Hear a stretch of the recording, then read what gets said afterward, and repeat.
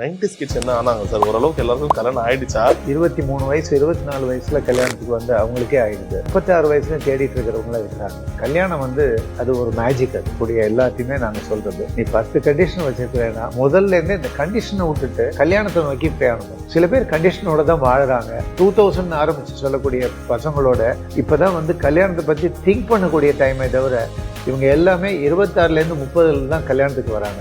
1000 பொய் சொல்லி ஒரு கல்யாணம் பண்றதுன்ற அந்த முதல் பொய் இந்த சம்பளத்துல இருந்து ஆரம்பிக்குதுன்னு பின்னால பிரச்சனை வருமா? இந்த காலத்துல பொய்ங்கிறது சொல்லவே முடியாது. அவங்க வேலை பார்க்குற இடத்துல ஹெச்ஆர்கிட்ட போய் இந்த பையனோட ஸ்லிப்பை கொடுன்னா கொடுத்துட போறாங்க. பெண் என்ன சொல்றேன்னா, நான் 50,000 சம்பாதிக்கிறேன்னா அவன் 1 லட்சம் சம்பாதிக்கணும் அப்படின்னு ஒரு கண்டிஷனை போடுறாங்க. இல்லைன்னு சொல்ல முடியாது. நிறைய படிச்சிருந்தா கொஞ்சம் திமிரா இருக்கும், உன் பேச்ச கேட்க மாட்டாங்க, பொண்ணு உன்னை விட படிச்சிருக்கடான்ற மாதிரி. சில பேருக்கு கல்வியே வந்து வரப்பிரசாதமாகும், சில பேருக்கு அதே ஹெட் வெயிட்டாகவும் மாறுது. இந்த அரேஞ்ச் மேரேஜ்னு வரும்போது எந்த அளவுக்கு இந்த நகைக்கான டிமாண்டா இருக்கட்டும், வரதட்சணைக்கான டிமாண்டா இருக்கட்டும், இதை எப்படி ஹேண்டில் பண்ணலாம்னு சொல்ல முடியுமா? பெண்கள் வீட்டில் இன்னும் நகை போடு, இன்னும் வர கார் வாங்கி கொடு, இதெல்லாம் இப்போ டிமாண்டே கிடையவே கிடையாது. அது மாதிரி கேட்குறவங்களுக்கு பெண்ணு கிடையாது. அதை எழுதி வச்சுக்கணும். ஆனால் உங்களுடைய பாயிண்ட் எப்படி சார்? வீட்டோட மாப்பிள்ளையா போறது எந்த அளவுக்கு ஒரு சரியான தப்பே கிடையாது, தப்பே கிடையாது. நான் இதை கட் பண்ணி நீங்கள் வந்து கேள்வி கேட்கறதுக்கு முன்னாடி உங்களுக்கு நான் பதில் சொல்ற காரணம் என்னன்னா, தப்பே கிடையாது. அதிகமா இப்போ கல்யாண மாலைக்கு வர்றது ஆண்களா பெண்களான்னு ஒரு ரேஷியோ எடுத்தா நீங்க என்ன சொல்வீங்க? 60% ஆண்கள், 40% பெண்கள். பையன் பார்க்க ரொம்ப அழகா இருக்கும், ஆனா பார்க்க கொஞ்சம் சுமாரான பொண்ணாங்க. பொண்ணு வந்து ரொம்ப பேரழகா இருப்பாங்க, ஆனா பையன் கொஞ்சம் சுமாரா இருக்கும். அது எப்பவுமே இந்த ப்ராபபிலிட்டி இப்படிதான் ஒர்க் ஆகுமா? இந்த நீங்க சொல்ற காம்பினேஷன்ல வந்து பழைய காலத்துல ஆச்சு. இந்த காலத்துல வந்து பசங்க தெளிவா இருக்கிறாங்க. சரி. ஸோ இன்னொரு பக்கம் சொல்ல போனா, என்ன அவங்க செலக்ட் பண்றாங்களோ அது அவனோட மனசுல உள்ள நல்ல விஷயங்கள் அவளுக்கு பிடிச்சிருக்கும். ஸோ முகத்தை பார்க்க மாட்டான். இல்லை அவளோட அன்பு ரொம்ப பிடிச்சிருக்கும், அப்போ முகம் அவன் கண்ணுக்கே தெரியாது. அப்படிதான் இருக்குமே தவிர. சார் முன்னாடி சொன்ன மாதிரி அந்த ரெசியூம்ல எப்படி கல்யாண மாலையில ஒரு பேரு அவங்க சொல்லிட்டு சாதி தடை இல்லை, இதுவும் அப்படியே காதுல ஒழிச்சுட்டே இருக்கு. இப்ப எந்த அளவுக்கு இந்த காஸ்ட் விஷயம் வந்து அதிகமா பாக்குறாங்களா, இல்ல கொஞ்சம் லிபரல் ஆயிரம்? பரம்பரையா நம்பிட்டு இருக்கிற விஷயங்களை அது அப்படியே தகர்த்து எறிகிற அளவு எங்களோட யோசனைகள் கிடையாது. அதே சமயம் சுத்தி உள்ளவங்களோ ஜோதிடக்காரங்களோ அவங்களோ இவங்களோ என்ன வேணா சொல்லட்டும், முடிவை நம்ம தான் எடுக்கணும். ஹலோ சார், வணக்கம். வணக்கம். எப்பவுமே ஒரு பாசிட்டிவிட்டியோட இன்னொரு அடையாளமா கல்யாண மாலை மோகன் சார் அவரை பாக்குறோம். ஏன்னா கிட்டத்தட்ட 6 லட்சம் திருமணங்கள் 25 வருடத்துக்கு மேலாக வெற்றிகரமா ஒரு ஷோனா அது கண்டிப்பா நீங்களா தான் இருக்கும். ஒரு சேனல், ஒரு ஆங்கர், அது எப்பவுமே நீங்க தான். தேங்க்யூ. ஒன்னு மாதிரி யங்ஸ்டர்ஸ் கிட்டே இருந்து இந்த வாழ்த்து வாங்குறது வந்து எனக்கு ஒரு பாக்கியம். அது நன்றி நன்றி சார். சோ இந்த 2025 எதனால இந்த வருஷம் ரொம்ப ஸ்பெஷல்னா, இவ்வளவு நாளா என்ன சொல்லிருந்தாங்க எல்லாருமே, அந்த சொல்லுவாங்கல்ல இளமை ஊஞ்சல் ஆடுகிறதுன்ற மாதிரி மனசுல 2K கிட்ஸ் பண்ணாங்க. இப்பதான் பிறந்த 2000த்துல தான்ப்பா பிறந்தோம்னு சொல்லிட்டு இருந்தாங்க. அவங்க எல்லாருக்குமே இப்ப 25 வயசு ஆக போகுது. அவங்களை யாரும் நம்ம பயம்லாம் காட்ட போறது இல்லை. பட் இருந்தாலும் எல்லாம் சொல்லுவாங்களே, ஒரு 25க்கு மேல வந்து அந்த பொறுப்பு அதிகமாகும், திருமண வயசு வந்துருச்சுப்பா, அது ஆணா இருந்தாலும் சரி பெண்ணா இருந்தாலும் சரி, இந்த 25ன்னு வருடும் போது. சோ இத்தனை காலமா 90s கிட்ஸ் கவலை எல்லாம் பட்டுட்டு இருந்தோம். இப்ப அடுத்து 2K கிட்ஸ்க்கும் எப்பப்பா கல்யாணம்ன்ற மாதிரி எல்லாம் பேச்சு வருது. இவங்களை பத்தி பேசுறதுக்கு முன்னாடி கல்யாண களை வந்துருச்சுன்னு சொல்லுவாங்க. ஆமா. சோ இந்த 2K கிட்ஸ் பத்தி பேசுறதுக்கு இது ஜெனரலைஸ் பண்ண முடியாது. சரி. 23 வயசு 24 வயசுல கல்யாணத்துக்கு வந்து அவங்களுக்கே ஆயிடுது. 36 வயசுல தேடிட்டு இருக்கிறவங்களா இருக்கிறாங்க.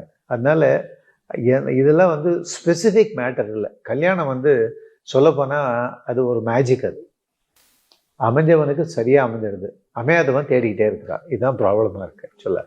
அதனால நம்ம இதை அசர்டைன் பண்ணி சரி இப்படிதான் இவ்வளவு பேருக்கு இந்த ஏஜ்ல ஆகல, அது மாதிரி கணக்கெல்லாம் இல்லை ஆக்சுவலா.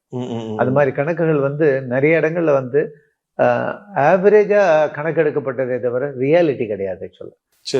இது மாதிரி 36 வயசுல இல்ல 35 வயசுல கல்யாணம் ஆகாதவன் இத்தனை 1000 பேர் காத்துட்டு இருக்கான் அப்படின்லாம் கிடையவே கிடையாது ஆக்சுவலா. அந்தந்த ஆளுக்கு அந்தந்த யோகியதைக்கு அந்தந்த படிப்புக்கு அந்தந்த சம்பளத்துக்கு எந்த பெண் வரணுமோ அது ஆட்டோமேட்டிக்கா வந்து ஒரு இந்த தண்டவாளத்துல சேர்ற ரயில் மாதிரி வந்து சேர்ந்துடுது, கரெக்டா சேருது. அதனால காத்துட்டு இருக்கிறதுக்கு வந்து பெரும்பாலான காரணங்கள் வந்து அவங்களோட முடிவெடுக்க தெரியாத தன்மையா இருக்கும். இல்லைன்னா தடை போடுற பெற்றோரா இருக்கலாம், இல்லைன்னா தடைகள் சொல்லக்கூடிய ஜோசியர்களா இருக்கலாம். இது மாதிரி சில விஷயங்கள்ல தான் அங்க வந்து லேட் ஆகுதே தவிர, நார்மலா தடைங்கிறது வந்து நாமளா நினைச்சாலோடைய இந்த தடை வந்து நம்மளை நோக்கி வரதில்லை. ஆனா நடக்கிறவன் தானா தடுக்கிட்டான்னா வேற என்ன பண்ண முடியும் சொல்லுங்க பார்க்கலாம். சார் இப்போ எக்ஸாக்டா நீங்க சொல்ற மாதிரி ஒரு 36 வயசுல ஒருத்தர் கல்யாணம் ஆகலைன்னு வைங்க, ஆனா அவங்க கிட்டத்தட்ட ஒரு 5 வருஷமாவே பெண் தேடிட்டு இருக்காங்க. ஒரு 31 வயசுல இருந்து பெண் தேடிட்டே இருக்காங்க. ஒரு கட்டத்துல என்ன ஆயிடும்னா, முதல்ல வந்து ஏகப்பட்ட நிபந்தனைகள் போட்டிருந்தவர் கொஞ்சம் கொஞ்சமா எல்லா நிபந்தனையும் விலக்கி இருப்பாரு. ஒரு கட்டத்துல எப்படி சொல்லியிருப்பாருன்னா, எனக்கு பொண்ணு கிடைச்சா போதும்பா, எனக்கு செட் ஆகலனாலும் பரவாயில்ல, அந்த பொண்ணு எப்படி இருந்தாலும் பரவாயில்ல, ரொம்ப கோவக்கார எப்படி இருந்தாலும் பரவாயில்ல, குணாவசியம் எதுவுமே தேவையில்ல, இப்போதைக்கு எனக்கு ஒரு பொண்ணு தேவை. காரணம் இந்த சொசைட்டி ப்ரெஷர். இது சரியான ஒரு முடிவா சார்? நீங்க எப்படி பாக்குறீங்க? இந்த முடிவில் வந்து எங்கள்கிட்ட வந்து பர்சனலாக பேசக்கூடிய எல்லாத்தையுமே நாங்கள் சொல்றது, நீ 10 கண்டிஷன் வச்சிருக்கிறேன்னா முதல்ல இருந்தே இந்த கண்டிஷனை விட்டுட்டு கல்யாணத்தை நோக்கி பிரயாணம் பண்ணு சரி அப்படின்னு சொல்றோம். அதுதான் நடக்குது. அதான் சில பேர் கண்டிஷனோட தான் வாழுறாங்க. ஆனா அவங்களுக்கு வந்து ஒரு ஏமாற்றம் கிடைக்குதே தவிர சக்சஸ் கிடைக்க மாட்டேங்குது. அதாவது பெண்ணா இருந்தாலும் பையனா இருந்தாலும் சொல்றேன். என்ன நிறைய பிடிவாதங்கள் இருக்கு. பிடிவாதங்கள் இல்லாத பெண்ணோ பையனோ கிடையாது. ஏன்னா அவங்க நிறைய படிக்கிறாங்க, அறிவு வளருதே தவிர அவங்களுக்கு ஆற்றல் வளரல. நிறைய அவங்களோட பிஸ்னஸோ இல்லை அவங்களோட தொழிலையோ பெரிய பெரிய சக்ஸஸ் பண்ணுறாங்க. சின்ன விஷயம் அந்த லைஃபுங்கிறது ஒரு சின்ன விஷயம், அதை சக்ஸஸ் பண்ண தெரியாமல் மாட்டிக்கிறாங்கங்கிறது ஒரு உண்மை அது. ஆனால் சில இடங்கள் அவங்களுக்கு ஒரு நல்ல தெளிவை கொடுக்குது. அது கல்யாண மாலையாக கூட இருக்கலாம், இல்லைன்னா ஏதாவது நல்ல அறிவுரை சொல்லக்கூடிய நல்ல ஆட்களாக கூட இருக்கலாம், இல்லைன்னா குடும்பத்தில் உள்ள ஆட்களாக கூட இருக்கலாம். அப்போ இதுக்கு மேலே லேட் பண்ணால் கல்யாணம் ஆகிறதுல கஷ்டம் வரும், ஜாக்கிரதை அப்படின்னு ஒரு அவனுக்கு ஒரு எச்சரிக்கை வரும்போது அப்போ வந்து டக்குன்னு முழிச்சுக்கிறான், இல்லை டக்குன்னு முழிச்சுக்கிறாங்க, பெண்ணா இருந்தாலும் பையனா இருந்தாலும். இப்போ வந்து பெண்கள் ரொம்ப சர்வசாதாரணமா மணமகனோட அட்லீஸ்ட் ஒரு 1 லட்ச ரூபாய் இருக்கணும். மாப்பிள்ளை வீட்டு சைடும் 70,000 இருந்தாலும் அதை ரவுண்ட் ஆஃப் பண்றதுக்கு 1 லட்சம் தான் கொடுக்குறாங்க நிறைய பேர். இந்த எதிர்பார்ப்பு எந்த அளவுக்கு சரியானதா இருக்கு? ஏன்னா நிறைய பேர் இதனாலே பயப்படுறாங்க, இவ்வளவு எக்ஸ்பெக்டேஷன் பண்றாங்க. அதனால அந்த ஆரம்பத்திலேயே 1000 பொய் சொல்லி ஒரு கல்யாணம் பண்றதுன்ற அந்த முதல் பொய்யே இந்த சம்பளத்துல இருந்து ஆரம்பிக்குதுன்னு அப்ப எழுதிட்டா கூட அதுக்கப்புறம் அது பின்னால பிரச்சனை வருமா? இல்ல இந்த எக்ஸ்பெக்டேஷன் சரியா, இல்ல ஆப்போசிட்ல இருக்கவங்க அதை எக்ஸ்ட்ரா போடுறது சரியா? நீங்க எப்படி பாக்குறீங்க? இது நடந்துட்டு தான் இருக்குல்ல. சம்பளத்தை பொறுத்த வரைக்கும் இந்த காலத்துல பொய்ங்கிறது சொல்லவே முடியாது. சரி, அவன் வேலை பார்க்குற இடத்துல ஹெச்ஆர்கிட்ட போய் இந்த பையனோட ஸ்லிப்பை கொடுனா கொடுத்துட போறாங்க. ஸோ அந்த வார்த்தைகள் மேஜிக் பண்ணவே முடியாது. ஆனா ஒரே ஒரு விஷயம், இந்த பெண்ணோ ஆணோ சரி, நான் 50,000 சம்பாதிக்கிறேன், நீ 50,000 சம்பாதிக்கிறேன், 2 பேருமா சேர்த்து வருஷத்துல 12 lakhs நம்மளோட வருமானம், இதை வச்சு நம்ம பிரமாதமா குடும்பம் நடத்த முடியும்னு ஒரு தீர்மானம் வருது இருக்கு பாருங்க, அதுதான் ரேரா இருக்கு. பெண் என்ன சொல்றேன்னா, நான் 50,000 சம்பாதிக்கிறேன்னா அவன் 1 லட்சம் சம்பாதிக்கணும் அப்படின்னு ஒரு கண்டிஷனை போடுறாங்க. இல்லைன்னு சொல்ல முடியாது. ஆனா அதை கண்டிஷன் சொல்றதை விட அவங்களோட கன்சர்ன்னு சொல்லணும். அவங்க வந்து நாளைக்கு 2 குழந்தைங்க ஏற்படும் போது அவங்களுக்கான ஸ்கூல் ஃபீஸு, இல்லைன்னா அப்பா அம்மாவை பார்த்துக்கூடிய செலவுகள், தன்னை நம்பி இருக்கிறவங்களுக்கு நம்ம சப்போர்ட் பண்ணக்கூடிய வாய்ப்புகள், இதெல்லாம் வந்து குறைச்ச சம்பளத்தில் பாசிபிளா இல்லையோ அப்படின்னு கூட அவங்க வந்து அதை பற்றி கவலைப்படலாம். அதனால பெண்கள் கேட்கறது எல்லாத்தையுமே நியாயம் இல்லைன்னுலாம் சொல்ல முடியாது. பெண்கள் கேட்கறது நிறைய விஷயங்கள் நியாயம்னே நம்ம எடுத்துக்கலாம். அப்படி எடுத்துக்கும் போது குறைச்ச சம்பளத்தில் இருக்கிறவங்களுக்கு எப்படி கல்யாணம் ஆகும்? அவனுக்குன்னு ஒரு பாதை ஓப்பன் ஆகும், கல்யாணம் ஆகிடும். எதுவுமே வந்து எந்த பாதையும் வந்து 1 வே இல்லை, எல்லாமே 2 வே தான். நான் சொல்ற 2 வே வந்து கணவனும் மனைவியும். அருமையா சொன்னீங்க. இப்ப இருக்க காலகட்டத்துல இந்த 80, 90 முடிஞ்சு இந்த 2K கிட்ஸ், இந்த 2000க்கு அப்புறம் பிறந்தவர்கள் வந்து அவங்களுடைய எதிர்பார்ப்பு எப்படி இருக்கு? ஏன்னா கிட்டத்தட்ட 6 லட்சம் திருமணங்கள்லாம் ஏகப்பட்ட மனங்களை நீங்க படிச்சிருப்பீங்க. நீங்க எந்த அளவுக்கு மாறுபட்டிருக்குன்னு நினைக்கிறீங்க? அது கல்வி அவங்களுக்கு கொடுத்த ஒரு மிகப்பெரிய தெளிவு. சரி, பெண்ணுக்கோ ஆணுக்கோ கல்வி வந்து மிகப்பெரிய தெளிவு. வாழ்க்கையை நோக்கி அவங்க பயணம் பண்ணும்போது அவங்களுக்கு அந்த தெளிவு வந்து இந்த கல்வி மூலமா கிடைச்சிருக்கு. அந்த இடத்துல வந்து சில பேருக்கு கல்வியே வந்து வரப்பிரசாதமாகும், சில பேருக்கு அதே ஹெட்வைட்டாகவும் மாறுது.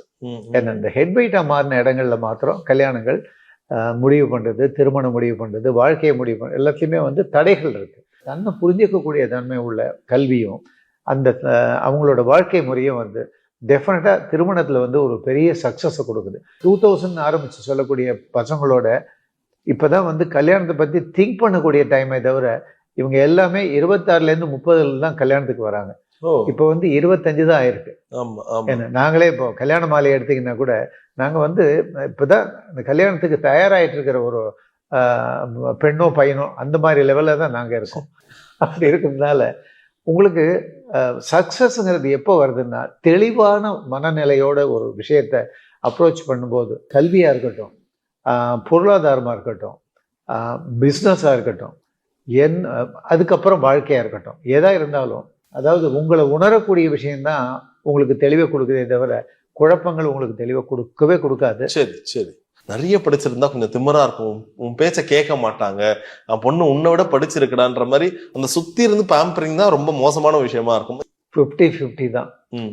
அது மாதிரி ஒரு கால் குறைச்சி படித்த பையன் அவனோட இன்டெலிஜென்ட் வேர்டை வச்சு இந்த பெண்ணை டெஃபினட்டாக எடுத்துட முடியும். அவள் பிஜி படிச்சிருந்தாலும் என்ன படிச்சிருந்தாலும் சரி. அவனோட புத்திசாலித்தனத்தால் அந்த பெண்ணை ஈர்த்துட முடியும் அப்படின்னு ஒரு கேரக்டர் இருக்கு.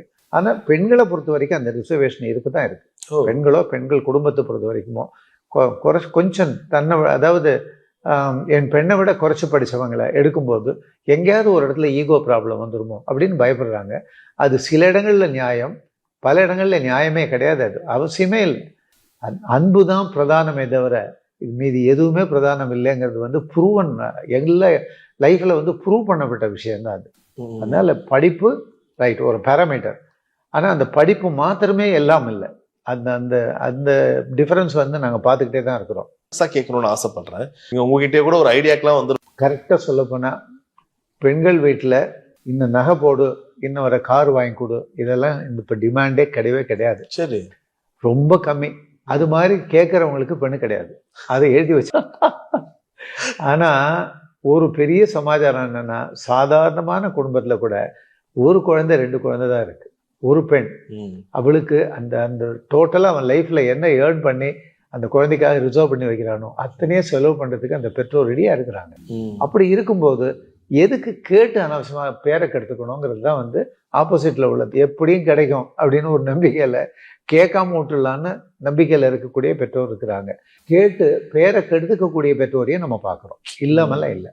என்ன ஆனா ஒண்ணு, அவங்களுக்கு ரிஜெக்ஷன் தான் வருமே தவிர அக்செப்டன்ஸோ இல்லை அஃபெக்ஷனோ ரெண்டுமே அவங்களுக்கு மறுக்கப்படும். அதுல ஒன்றும் டவுட்டே கிடையாது. உங்களுடைய பாயிண்ட் எப்படி சார்? வீட்டோட மாப்பிள்ளையா பொறுத்து எந்த அளவுக்கு ஒரு சரியான தப்பே கிடையாது, தப்பே கிடையாது. நான் இதை கட் பண்ணி நீங்க ஒரு கேள்வி கேட்கறதுக்கு முன்னாடி உங்களுக்கு நான் பதில் சொன்ன காரணம் என்னன்னா, தப்பே கிடையாது.